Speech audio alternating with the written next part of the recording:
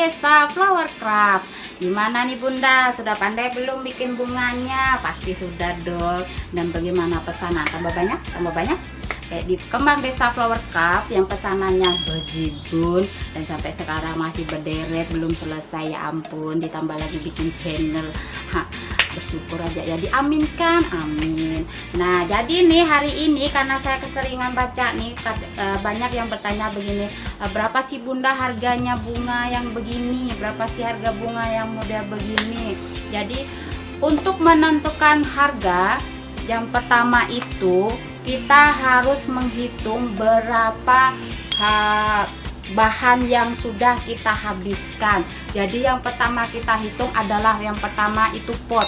Misalkan potnya itu kalian belinya harganya berapa, online atau enggak. Kalau online ya tambahkan harga ongkos kirimnya, kemudian jadinya ketemunya harga berapa. Misalkan potnya ya sudah harga 10.000 itu misalkan. Nah kemudian untuk bunganya, untuk kalian membuat bunga itu kalian habis berapa lembar bunganya. Untuk bunganya ya, belum termasuk daun.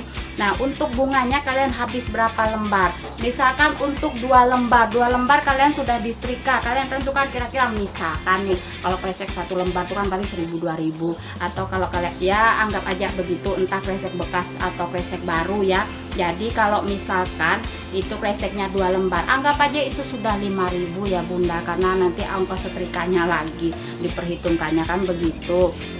Nah dia kalian tambahkan lagi selanjutnya apa, untuk daunnya.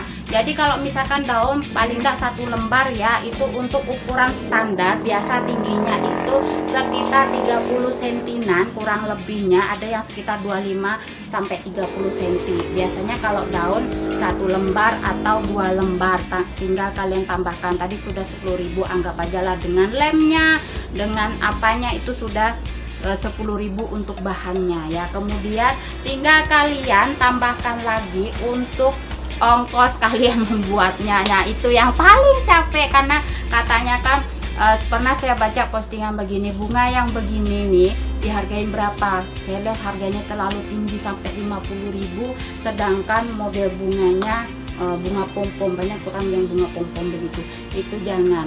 Nah nanti ada tips yang selanjutnya. Nah setelah kalian tambahkannya itu tadi, dari harga pot, dari harga bahannya, dan bla bla bla bla, itu bisa kalian tambahkan.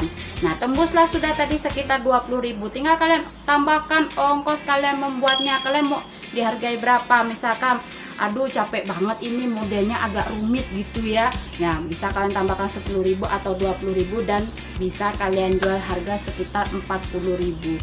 Nah jika kalian punya reseller atau yang menjual lagi, jadi kalian jangan terlalu tinggi dulu, karena siapa tahu itu untuk dijual lagi. Kalian harus bisa memberikan harga yang agak istilahnya agak rendah lah, karena apa, kasihan juga reseller nanti kalau sudah dari kalian tinggi dijual lagi semakin tinggi, malah kalian tidak laku. Jadi kalau untuk yang pertama atau untuk pemula jangan jual terlalu tinggi, dan buatnya misalkan nih untuk mengakalin harganya, kalau misalkan harga 20.000 itu kalian buatnya berapa bunga. Untuk harga 30.000 kalian berapa bunga, berapa bunga maksudnya berapa kuntum bunganya. Nah sebagai contohnya ini, misalkan yang ini ya bunga melati, ini bunga melati ini kan banyak bunganya nih. Nah nih kecil-kecil dan banyak, ini bisa kalian perhitungkan habis berapa lembar untuk membuat bunganya, daunnya, kemudian harga potnya plus aksesoris ya. Karena apa, ini kan nilai plus juga kalau ada pitanya, sudah saya pernah bahas, lihat di rekomendasi 5 hal yang akan menambah nilai jual bunga kalian. Nah misalkan yang ini agak rumit nih Bunda, jadi kalian bisa buat harganya agak lebih tinggi, beda dengan yang misalkan tingkat kesulitannya lebih rendah. Jadi kalau misalkan tingkat kesulitannya lebih tinggi, bisa kalian hargai lebih tinggi. Nah misalkan seperti ini bunga matahari, tolong dong asisten bunga mataharinya. Ini saya pakai asisten, wah anak saya yang jagain. Nah ini bunga matahari, ini bedanya apa, ini baru yang merah, matahari yang merah. Nah ini bunga matahari yang ini agak kecil potnya, berbeda dengan yang ini, padahal bunganya hanya beda 1 buah. Yang ini 5 buah, yang ini 6 buah. dan dengan harga yang berbeda. Ini karena lebih besar dan ini agak kecil. Nah, itu cara membedakannya. Misalkan nih, oh saya bikin standar harga ya. Kalau misalkan yang 5 buah ini misalkan kalian hargai 40.000 misalkan. Nah, untuk reseller nanti gimana? Kalau 40.000 misalkan nanti kalau dia mau ambil 5 atau ambil 6 pot, bisa kalian kurangi, misalkan mau di diskon 5% atau 10%. Karena apa, reseller kan juga butuh keuntungan tuh. Jadi nanti kan terserah resellernya mau jual berapa, tapi kalian harus mengurangi sedikit. Nah, untuk bunga yang lebih besar ini bisa kalian jual di atasnya, misalkan nih 45.000 sampai 50.000. Nah, kalau untuk reseller kan bisa di diskon, misalkan di diskon 10%. Jadi misalkan dia 47.000 atau bisa 45.000 kalau dia dari kita aja sudah 50.000, kan nggak mungkin ya dijual itu sampai 55.000 dengan ukuran yang segini. Nah, untuk tingkat kesulitannya ini lebih mudah atau lebih tidak terlalu rumit dibandingkan dengan sakura yang begini ya. Ini sakura belum selesai dari zaman bahula. Jadi ini sakura nih, ini tinggi, agak tinggi. Ini tingkat kesulitannya jelas ya, lebih rumit dan lebih banyak. Karena apa? Satu bunga ini ada dua kelopaknya ya.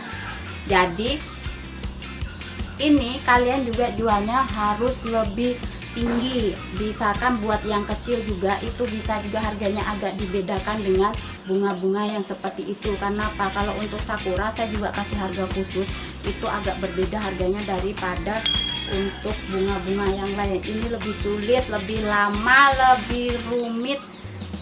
Yang tentunya kalau pesan pasti lebih banyak yang sakura. Karena apa? Itu banyak yang diminati.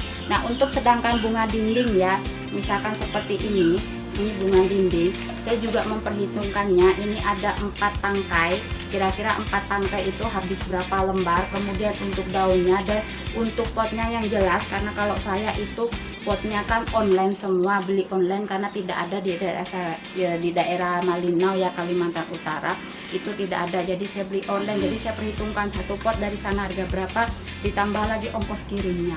Sama halnya dengan yang ini, pot yang seperti ini kan pot kayu nih.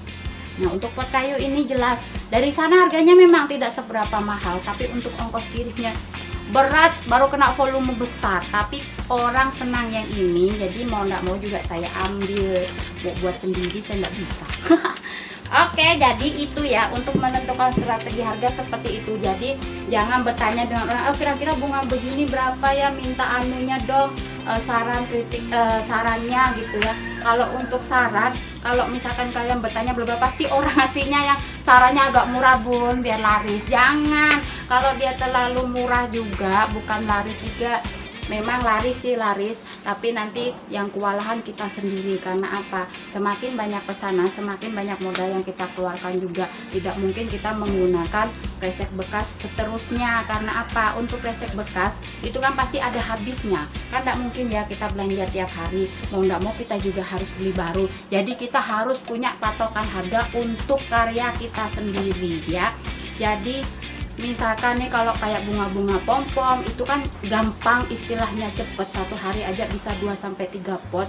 Itu bisa kalian kasih harga yang agak rendah, enggak apa-apa. Tapi untuk yang sudah menggunakan teknik yang tinggi, lebih rumit dan lebih lama pengerjaannya, bisa kalian tinggikan harganya. Jadi seperti yang kita bahas tadi, tentukan berapa kalian habiskan bahan semua yang kalian pakai, baru kalian tentukan harganya. Nah, dari segi kualitas juga itu juga menjamin ya, jangan lupa kualitasnya ditingkatkan. Untuk dari segi pengerjaannya pelan-pelan, yang penting hasilnya wow atau hasilnya cantik.